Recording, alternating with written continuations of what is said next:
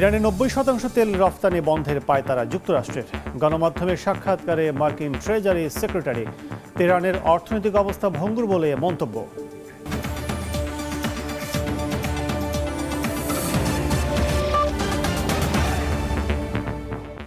আন্তর্জাতিক সময়ের সঙ্গে আছে আমি কাজল আব্দুল্লাহ। জার্মানির মিউনিখে নিরাপত্তা সম্মেলনের দ্বিতীয় দিনে রুশ ইউক্রেন যুদ্ধ পরিস্থিতি এবং ইউর সঙ্গে যুক্তরাষ্ট্রের সম্পর্কে নতুন মাত্রা নিয়ে আলোচনা হয়। এ বিষয়ে আগামী সপ্তাহে ইউরোপীয় নেতারা জরুরি বৈঠকে বসতে যাচ্ছেন বলে জানিয়েছে বিভিন্ন গণমাধ্যম। এদিকে যুক্তরাষ্ট্রকে কোনো খনিজ সম্পদ দেয়া হবে না বলে সাফ জানিয়েছেন ইউক্রেনের প্রেসিডেন্ট ভলোদিমির জেলেনস্কি। জার্মানি থেকে বিস্তারিত জানাচ্ছেন বিটু বড়ুয়া।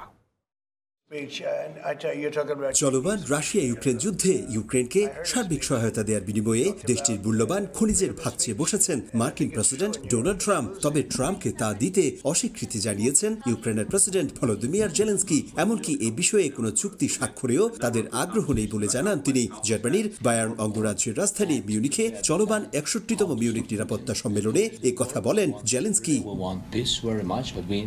সম্মেলনে কিয়েভ ও মস্কোর মধ্যে শান্তি চুক্তির বিষয়েও বিস্তারিত আলোচনা হয়। এ সময় সাংবাদিকদের প্রশ্নের উত্তরে জেলেনস্কি বলেন, বারবার বলার পরেও ইউরোপীয় ইউনিয়ন এবং কিয়েভের সঙ্গে আলোচনায় বসেননি রুশ প্রেসিডেন্ট ভ্লাদিমির পুতিন। অথচ চলমান সংঘাতের বিষয়ে যে কোনো ধরনের চুক্তি তৈরির জন্য এই আলোচনা অত্যন্ত গুরুত্বপূর্ণ। তার দাবি, আদতে দুই দেশের মধ্যে শান্তি চান না পুতিন। এমনকি বুধবার মার্কিন প্রেসিডেন্ট ডোনাল্ড ট্রাম্পের সঙ্গে পুতিনের ফোনালাপেও ইউক্রেনের কেউ প্রতিনিধিত্ব করেনি বলে জানান জেলেনস্কি। ছিল না ইউর কোনো নেতাও। এভাবে ইউক্রেনের শান্তি স্থাপন সম্ভব নয় বলেও জানান তিনি।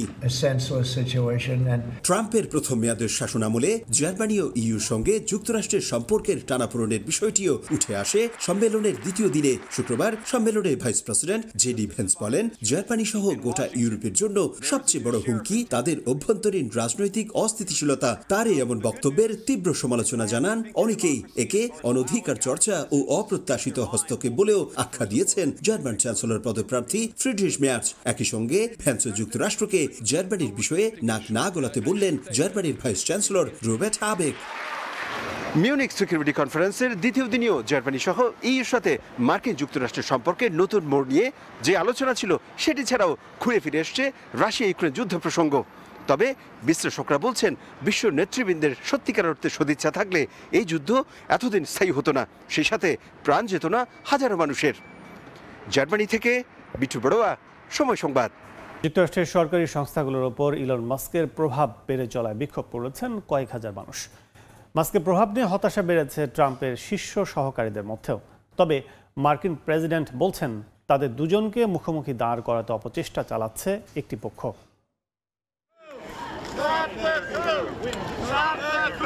স্থানীয় সময় বৃহস্পতিবার এভাবেই যুক্তরাষ্ট্রের বস্টনের রাস্তায় নেমে ক্ষোভ প্রকাশ করেন হাজারো মানুষ। তাদের এই ক্ষোভের কারণ ট্রাম্প প্রশাসনে ধনকুবের ইলন মাস্কের হস্তক্ষেপ। বিক্ষোভকারীরা বলছেন, ট্রাম্প ভোটে নির্বাচিত হলেও মাস্ক তেমন কেউ না। এরপরও সরকারি প্রতিষ্ঠান ও সংগঠনের কর্মীদের চাকরিচ্যুতির পরামর্শ দিচ্ছেন তিনি। এদিকে সরকারি সংস্থাগুলোর ওপর ইলন মাস্কের প্রভাব বেড়ে চলায় ডোনাল্ড ট্রাম্পের শীর্ষ সহকারীদের মধ্যেও হতাশা বাড়ছে। হোয়াইট হাউসের চিফ অব স্টাফ সুজি উইলস হাজার হাজার সরকারি কর্মী ছাঁটাই এবং সংবেদনশীল তথ্যে মাস্কের প্রবেশাধিকারের ঘটনায় হতাশা প্রকাশ করেছেন। তার অভিযোগ, ট্রাম্প মাস্ক জুটি সরকারি সংস্থাগুলোর পুনর্গঠন নিয়ে প্রয়োজনীয় সমন্বয় না করেই পদক্ষেপ নিচ্ছেন। শুক্রবার ৯,৫০০ সরকারি কর্মীকে চাকরি থেকে বরখাস্ত করা হয়েছে, যাদের মধ্যে জ্বালানি, কৃষি, স্বাস্থ্য ও মানব সেবা খাতের কর্মীরা ছিলেন। ডেমোক্র্যাটদের অভিযোগ, ট্রাম্প সাংবিধানিকভাবে অতিরিক্ত ক্ষমতা ব্যবহার করছেন।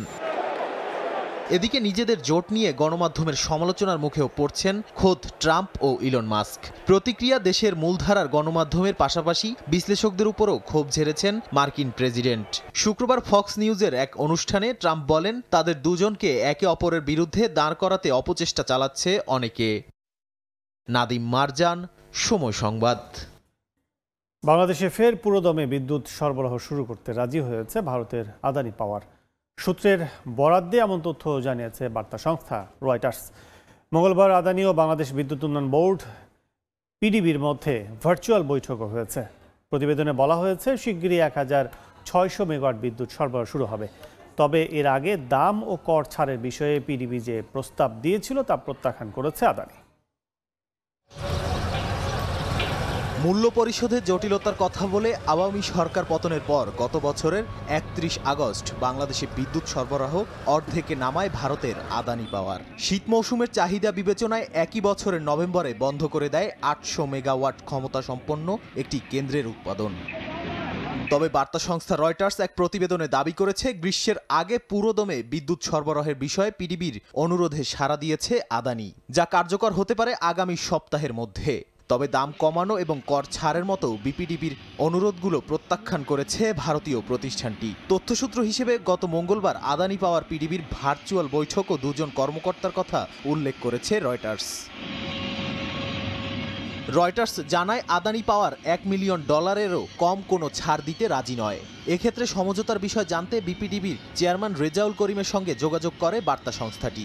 যোগাযোগ করা হয়েছিল আদানি পাওয়ারের এক মুখপাত্রের সঙ্গেও, তবে তারা কেউই তাৎক্ষণিক মন্তব্য করতে রাজি হননি। গত ডিসেম্বরে প্রায় পিডিবির কাছে আদানির পাওনা ছিল প্রায় $900 মিলিয়ন, যদিও সংস্থাটির দাবি এর পরিমাণ $650 মিলিয়ন। রয়টার্স বলছে, আদানি পাওয়ারের সঙ্গে বাংলাদেশের চুক্তি এবং পরবর্তীতে তৈরি হওয়া বিরোধ দেশটির বিদ্যুৎ খাতের ভবিষ্যতের জন্য অত্যন্ত গুরুত্বপূর্ণ। দুপক্ষের সমঝোতা এবং স্বচ্ছতা বজায় রাখাটা এই সম্পর্কের স্থিতিশীলতার জন্য অপরিহার্য। আগামী দিনগুলোতে বিরোধ নিষ্পত্তি এবং চুক্তির শর্ত পুনর্বিবেচনা বাংলাদেশের বিদ্যুৎ খাতের উন্নয়নে গুরুত্বপূর্ণ ভূমিকা পালন করবে বলে মনে করছেন বিশ্লেষকরা। নাদিম মারজান, সময় সংবাদ। পূর্ণ রাষ্ট্রীয় শ্রদ্ধার মধ্য দিয়ে শেষ বিদায় জানানো হলো দুই বাংলার জনপ্রিয় সঙ্গীত শিল্পী প্রতুল মুখোপাধ্যায়কে। শনিবার সকালে কলকাতার পিজি হাসপাতালে শেষ নিঃশ্বাস ত্যাগ করেন শিল্পী। গুণী এই শিল্পীর মরদেহ কলকাতার শিক্ষা সংস্কৃতি প্রাণকেন্দ্র রবীন্দ্র সদনে নিয়ে যাওয়া হলে শেষবারের মতো শ্রদ্ধা জানান নানা শ্রেণী পেশার মানুষ।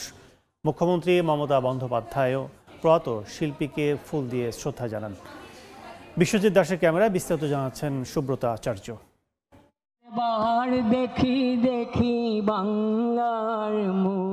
গান স্যালুটের মধ্য দিয়ে শেষ বিদায় জানানো হলো দুই বাংলার জনপ্রিয় সঙ্গীত শিল্পী প্রতুল মুখোপাধ্যায়কে। এ সময় উপস্থিত সবাই 1 মিনিট নীরবতা পালন করেন। পশ্চিমবঙ্গের প্রশাসনিক প্রধান, শিল্পী ও সংস্কৃতি অনুরাগীরাও সেখানে উপস্থিত ছিলেন।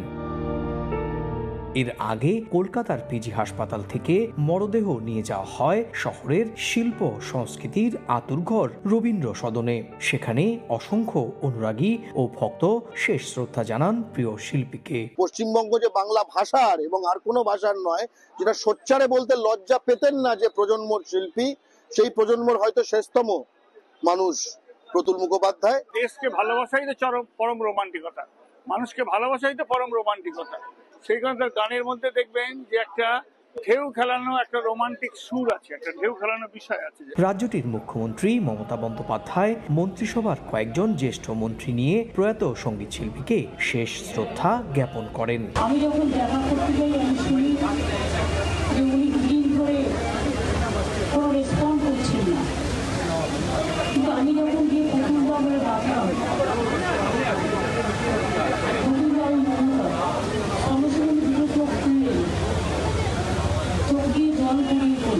বার্ধক্যজনিত বিভিন্ন রোগে আক্রান্ত হলে গুরুতর অবস্থায় বেশ কয়েক সপ্তাহ ধরেই কলকাতার পিজি হাসপাতালে চিকিৎসা নিচ্ছিলেন প্রতুল মুখোপাধ্যায়। গেল সোমবার তার অন্ত্রে অস্ত্রোপচার হওয়ার পরই শারীরিক অবস্থার অবনতি হতে শুরু করে। শনিবার সকালে 83 বছরের প্রবীণ এই গুণী শিল্পী শেষ নিঃশ্বাস ত্যাগ করেন। এই শিল্পীর জন্ম বাংলাদেশের বরিশালে। মৃত্যুর কয়েকদিন আগে পর্যন্ত বাংলাদেশ বাংলাকে শ্রদ্ধা জানিয়ে গান করেছেন। তার মৃত্যুতে বাঙালি সংস্কৃতিতে গভীর ক্ষত তৈরি হলো বলেই মনে করছেন সংস্কৃতি প্রেমীরা।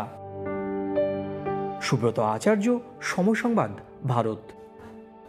অস্ট্রেলিয়া জন্মহার আশঙ্কাজনকভাবে কমেছে। গেল বছরে জনসংখ্যার পরিসংখ্যানে 1 লাখ শিশু যোগ হয়েছে, আর প্রবাসী যুক্ত হয়েছেন প্রায় 4.5 লাখ। জনসংখ্যার ঘাটতি কমাতে বাংলাদেশের মতো উন্নয়নশীল দেশ থেকে দক্ষ জনবলকে স্থায়ীভাবে বসবাসের সুযোগ করে দিতে মরিয়া অস্ট্রেলিয়ার সরকার। অস্ট্রেলিয়া থেকে SM আমিনুর রুবেলের রিপোর্টে বিস্তারিত। আয়তনে বাংলাদেশের চেয়ে 52 গুণ বড় হলেও অস্ট্রেলিয়ার জনসংখ্যা প্রায় ঢাকা শহরের সমান। বর্তমানে দেশটির জনসংখ্যা প্রায় 2,72 লাখ। 2024 সালের আদমশুমারি অনুযায়ী জনসংখ্যা বৃদ্ধির হার মাত্র 2.1%। করোনা মহামারীর কারণে প্রায় 2 বছর পর 2022 সালের ফেব্রুয়ারি মাসে সীমান্ত উন্মুক্ত করে দেয় অস্ট্রেলিয়া। অর্থনীতির চাকা সচলে দেশটিতে কর্মক্ষম ব্যক্তি ও আন্তর্জাতিক শিক্ষার্থীদের প্রবেশের অনুমোদন দেয় সরকার। এর ফলে জনসংখ্যা কিছুটা বাড়লেও গেল বছরের পরিসংখ্যানে দেখা যায় অস্ট্রেলিয়ায় জন্ম নেওয়া শিশুর সংখ্যা মাত্র 1 লাখের মতো। একই সময়ে ভিনদেশি মানুষ এসেছে প্রায় 4.5 লাখ। বাংলাদেশি বংশোদ্ভূত অস্ট্রেলিয়ানদের সংখ্যা 1 লাখের কাছাকাছি। তাদের বেশিরভাগই উচ্চশিক্ষা নিতে এসে স্থায়ীভাবে থেকে যান। অস্ট্রেলিয়ায় অদক্ষ জনবল আসার সুযোগ না থাকায় সেখানে প্রবাসী বাংলাদেশির সংখ্যা খুব বেশি বাড়েনি। তবে 2023 সালে 14,000 বাংলাদেশি শিক্ষার্থী অস্ট্রেলিয়ায় এসেছে। 2024 সালে সে সংখ্যাটি আরও বেড়েছে বলে ধারণা করা হচ্ছে।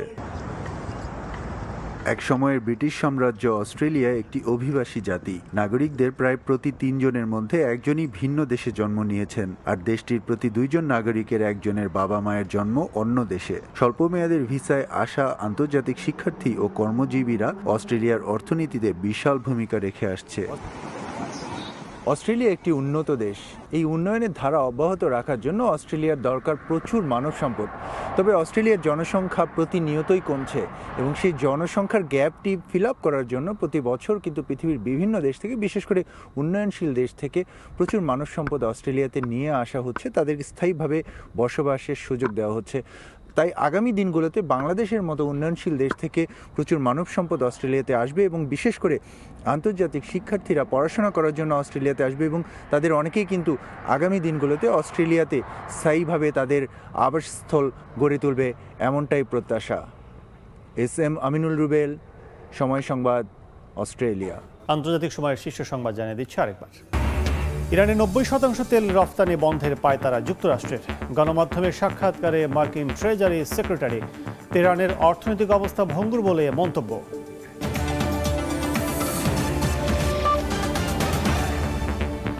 এই ছিল আন্তর্জাতিক সময়। সঙ্গে থাকুন সময়ের।